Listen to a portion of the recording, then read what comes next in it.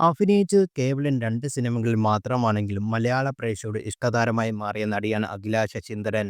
ദിലീപ് നായകനായ ഹിറ്റ് ചിത്രം കാര്യസ്ഥലായിരുന്നു അഖിലയുടെ ആദ്യ ചിത്രം.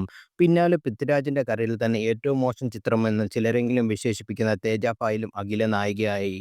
സിനിമയിൽ എത്തുന്നതിന് മുമ്പ് റിയാലിറ്റി ഷോ മത്സരാർത്ഥി, അവതാരിക എന്ന നിലയിലും ശ്രദ്ധേയായിരുന്നു അഖില.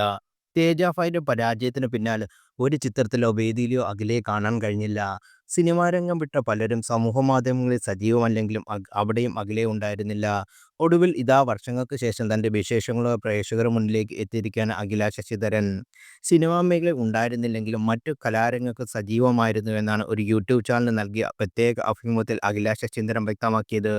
"ഞാൻ ഇവിടേക്ക് തന്നെ ഉണ്ടായിരുന്നു. ഇപ്പോൾ സോഷ്യൽ മീഡിയ കൂടി വന്നതിനാൽ എന്തൊക്കെയാണ് ചെയ്യുന്നതെന്ന് ആളുകൾ അറിയുന്നതെന്ന് കരുതുന്നു. സമൂഹമാധ്യമങ്ങൾ ഉണ്ടെങ്കിലേ ജീവിച്ചിരിപ്പുള്ളൂ എന്ന കാലഘട്ടത്തിൽ ജീവിക്കാൻ കാരണമായേക്കാം. അവയിൽ സജീവമല്ലെങ്കിലേ എവിടെ പോയെന്ന് ചോദിക്കുന്നവരുണ്ടെന്നും അഖില പറയുന്നു. കാര്യസ്ഥന് മുമ്പ് വേറെയും സിനിമകളിൽ വിളിച്ചിരുന്നു. ആ സമയത്ത് പഠിത്തവും മറ്റ് കാരണങ്ങളാൽ അത് ചെയ്യാൻ സാധിച്ചില്ല.